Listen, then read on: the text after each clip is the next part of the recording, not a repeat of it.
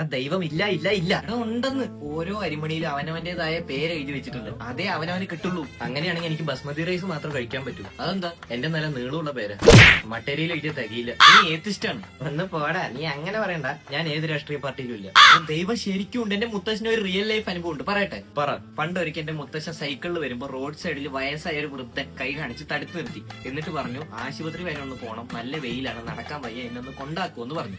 മുത്തശ്ശനെ ആശുപത്രി വരെ കൊണ്ടാക്കി. അവിടെ എത്തിയിട്ട് തിരിഞ്ഞു നോക്കുമ്പോൾ പിന്നിൽ ആളെ കാണാനില്ല. എവിടെ പോയി? എടാ അത് സാക്ഷാൽ ശിവഭഗവാനായിരുന്നു. മുത്തശ്ശന്റെ നല്ല മനസ്സ് പരീക്ഷിക്കാൻ വേണ്ടി വന്നതാ. അതിനുശേഷം മുത്തശ്ശൻ എന്തൊക്കെ ഭാഗ്യം ഉണ്ടായെന്നറിയോ? ലോട്ടറി അടിച്ചു, ജോലി കിട്ടി, കാറ് വാങ്ങി, എല്ലാം. ഒന്ന് പോടാ ചുമ്മാ. സത്യമാണ്. എന്നാലും എനിക്കിത് അങ്ങോട്ട്, എന്നാലും അവൻ പറഞ്ഞത് ഉള്ളതായിരിക്കും. അങ്ങനെയാവാൻ സാധ്യതയില്ല. സഹോദര ഒരു നിമിഷം. അതല്ല. നമസ്കാരം സഹോദര. നല്ല വെയില്. ഈ സഞ്ചിയും തൂക്കി എനിക്ക് നടക്കാൻ വയ്യ. എന്നെ ആ വളവ് വരെ ഒന്ന് കൊണ്ടാക്കുമോ? ഈ സാധനങ്ങൾ കുറച്ച് കൊടുക്കാനായിരുന്നു. അയ്യേ ചേട്ടാ, ഞാൻ അതുവരെ ഒന്നും പോകുന്നില്ല. ഞാനിത് അതുവരെ